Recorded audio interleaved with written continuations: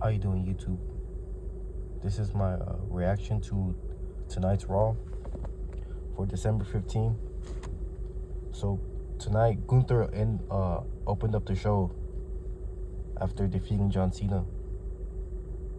When he gets to the center of the ring, people are booing him. Obviously, they're telling him that he tapped out, and Gunther basically says John Cena's a B for tapping out to him.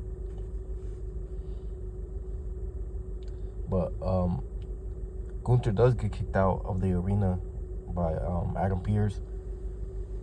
And what I find interesting is when he gets to his car, AJ Styles is waiting for him there, and I think they're gonna set up a match to where Gunther ultimately retires AJ Styles.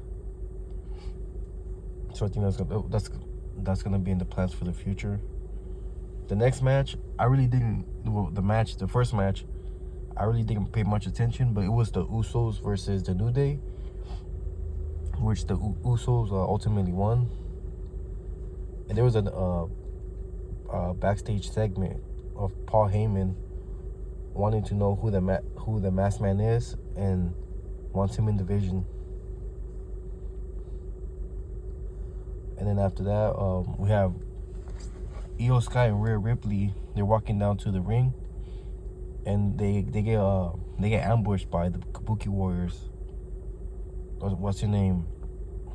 Asuka sprays the mist in Rhea's face, which then I guess they're going into the ring. Kyrie's about to hit the insane elbow on her, but Io Sky stops that from happening, and she actually ends up taking the insane elbow from Kairi Sane, protecting Rhea Ripley. The next match was Ivy Sky versus Maxine Dupri, and this match was I found very entertaining.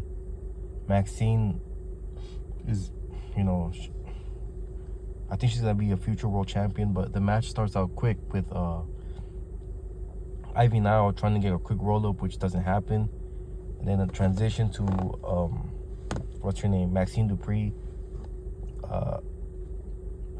trying to go for the ankle lock, and there was a lot of reverses in this match. It was a fun match. There was a spot in the match where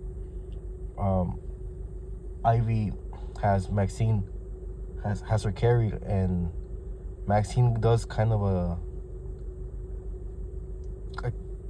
this move that's kind of like a Hurricane Rana with like kind of like a power driver. I like that move too, but ultimately Maxine Dupri wins by submission with the ankle lock. Later on, we have a CM Punk segment. When he comes out, you can see he has a shirt of his wife, AJ Lee, and it was a pretty fun promo where he basically quotes or he calls Braun Breaker an idiot, and he references Steiner math. And CM Punk says this line about, if I had a dime for every time and someone's less smarter than him said there was a guy better than him, he was basically taking shots, I think, at John Laurinaitis and Vince McMahon, which was kind of funny. The next match, we have Stephanie Vaquer versus Raquel, in a match where what's her name, Raquel basically dominated the whole match. This is the match where what's her name, Stephanie Vaquer was look the most vulnerable in, but she wasn't gonna lose on Raw. So what ended up happening was Nikki attacked Stephanie Vaquer to end the match. And then later on, for the main event, we have Rey Mysterio versus Logan Paul. And this was also a fun match, but Logan Paul ended up winning. But before the match, CM Punk told Rey Mysterio that he had his back, and there was a spot in the match where both of the Vision guys were coming out.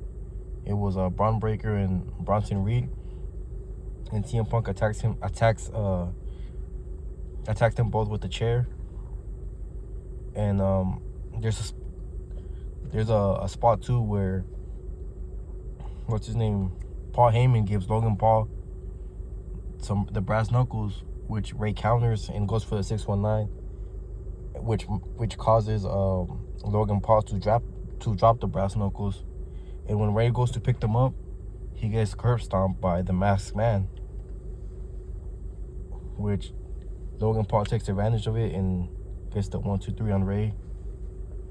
But later on, CM Punk runs in, and the Masked Man takes off.